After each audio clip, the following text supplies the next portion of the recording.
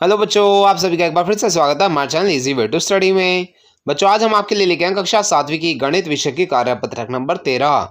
बच्चों, जैसे कि आप सभी जानते हैं, सबसे पहले यहाँ पे हमें अपना नाम लिखना होता है और नेक्स्ट फील्ड में हमें अपने कक्षा अध्यापक का नाम लिखना होता है।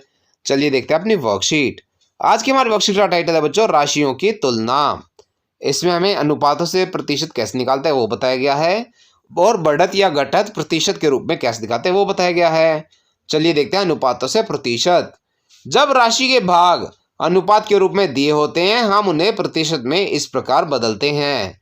15 मिठाइयों को मोनू तथा सोनू में इस प्रकार बांटा कि मोनू को 3 मिठाई व सोनू को 12 मिठाई मिली। उन्हें कुल मिठाई का कितने प्रतिशत मिला? अब इसका हल किस प्रकार देखेंगे, चलिए देखते हैं। प्रत्येक मिठाई का प्रतिशत कैसे निकालेंगे? बच्चे यह बनता है 3/15 गुणा 100। यहाँ पे 3 है आपका जो मोनू को मिठाई मिली वह, नीचे 15 आएगा बच्चों कुल मिठाइयाँ कितनी थी वह, और उसे 100 से गुणा कर देंगे, यह आपका प्रतिशत निकल जाएगा मोनू को कितने प्रतिशत मिठाइयाँ मिली। जब हम इन्हें सोल्व करेंगे तो यह आएगा आपका 20%। इसी प्रकार सोनू को कितनी प्रतिशत मिठाई मिली वह कैसे निकालेंगे? सोनू के पास कितनी मिठाई आई थी? उसके पास आई थी 12 मिठाइयाँ। उसे हमने भाग किया 15 से यानी कुल मिठाइयों से और गुणा कर दिया 100 से। जब इन्हें सोल्व करेंगे तो ये आपका निकल के आएगा 80%। अब बढ़त या घटत प्रतिशत के रूप में कैसे दिखाते हैं, चलिए देखते हैं। आओ जाने कि किसी राशि का बढ़त या घटत प्रतिशत के रूप में प्रारंभिक राशि पर होता है। उदाहरण, किसी देश में पिछले 10 वर्षों में अशिक्षितों की संख्या 150 लाख से घटकर 100 लाख रह गई। घटने का प्रतिशत कितना रहा? इसका हल देखते हैं। प्रारंभिक राशि कितनी थी? प्रारंभ में अशिक्षितों की संख्या वह थी 150 लाख। प्रारंभ राशि में परिवर्तन वह था अशिक्षितों की संख्या में घटत, यानी 150 माइनस 100 वह होता आपका 50 लाख। अतः राशि में परिवर्तन कितना आया? प्रारंभिक घटत उसे भाग करेंगे प्रारंभिक राशि से और 100 से गुणा कर देंगे, वह आएगा 50/150 गुणा 100%। यह आएगा आपका 33 1/3%। इसके बाद क्रय या विक्रय वह क्या होता है उसके बारे में जानेंगे। जिस मूल्य पर दुकानदार ने वस्तु खरीदी वह क्रय मूल्य कहलाता है, यानी कॉस्ट प्राइस कहलाता है। जिस मूल्य पर दुकानदार ने वस्तु बेची वह विक्रय मूल्य या सेलिंग प्राइस कहलाता है।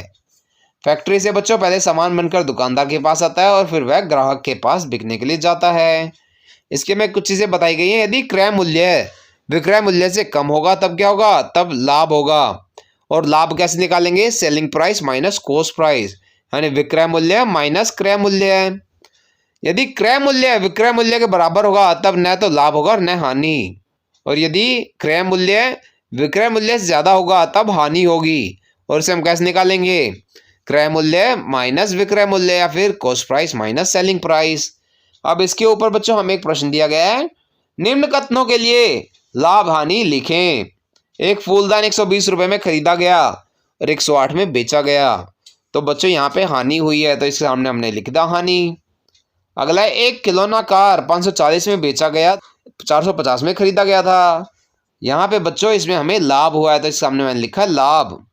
अगला प्रश्न है, एक साइकिल 1000 में खरीदा गया और 1000 में बेचा गया।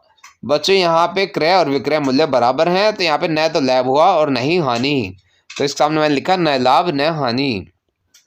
अब इसका बच्चों हमें 2 उदाहरण दिए गए हैं, चलिए देखते हैं।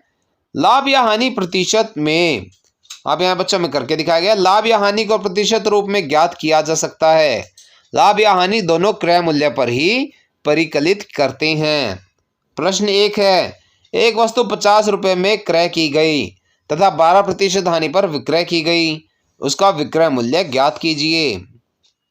यहाँ बच्चों कॉस्ट प्राइस कितना है? 50 रुपये। हानि कितने परसेंट हुई? 12%। अब सेलिंग प्राइस क्या होता है? कॉस्ट प्राइस माइनस हानि। हानि कितनी थी? क्रय मूल्य का 12%, वह निकल के आता है आपका 50 का 12% यानी कि 6 रुपये। अब सेलिंग प्राइस यानी विक्रय मूल्य कैसे निकालेंगे? कॉस्ट प्राइस माइनस हानि। 50 में 6 को घटाया तो यह निकल के आता है 44, जो आपका विक्रय मूल्य है। अगला उदाहरण है, राशिद ने एक टीवी 9000 का खरीदा, 2 साल पश्चात उसने 6000 में बेच दिया। राशिद का लाभ या हानि ज्ञात कीजिए। तो इसमें बच्चों कॉस्ट प्राइस क्या था? 9000 रुपये। सेलिंग प्राइस है 6000 रुपये। तो हानि कितनी हुई? Cost price minus selling price यानी कि 9,000 माइनस 6,000 जो आपका निकल के आता है 3,000 रुपये की हानि। अब हानि का प्रतिशत कैसे निकालेंगे आप?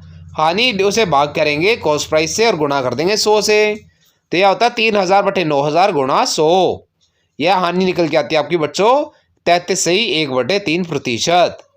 इसके बाद हमें 2 प्रश्न दिए गए हैं जिनके हमें हल निकालने हैं। चलिए देखते हैं इनके हल। पहला प्रश्न है, एक वस्तु को 5% लाभ पर 540 में बेचा गया, उसका क्रय मूल्य क्या था? संकेत, लाभ या हानि दोनों क्रय मूल्य पर ही परिकलित करते हैं। अब बच्चों सेलिंग प्राइस क्या है? 540 रुपये। लाभ कितना है? 5%। तो सेलिंग प्राइस आपका होता है कॉस्ट प्राइस जमा लाभ। अब बच्चों 540 हमें सेलिंग प्राइस दिया गया है। बच्चों कॉस्ट प्राइस को हम सीपी से दर्शाते हैं। अब लाभ कितना था? वह था 5% कॉस्ट प्राइस का। तो इसे हम लिखते हैं 5/100 गुणा सीपी। ये निकल के आ जाएगा बच्चों आपका कितना लाभ था वह। परंतु हमें सीपी ज्ञात नहीं है तो हम इसे इसी दिशा में रखते हैं। यह बन जाएगा बच्चों, जब आप इसका एलसीएम लेंगे तो नीचे तो आ जाएगा 100 और ऊपर आएगा 100 सीपी जमा 5 सीपी। यह बन जाएगा 105 सीपी। तो ये 540 बराबर आ जाएगा 105/100 गुणा सीपी। अब बच्चों कॉस्ट प्राइस की हमें वैल्यू निकालनी है तो 105/100 को हम दूसरी तरफ ले जाते हैं।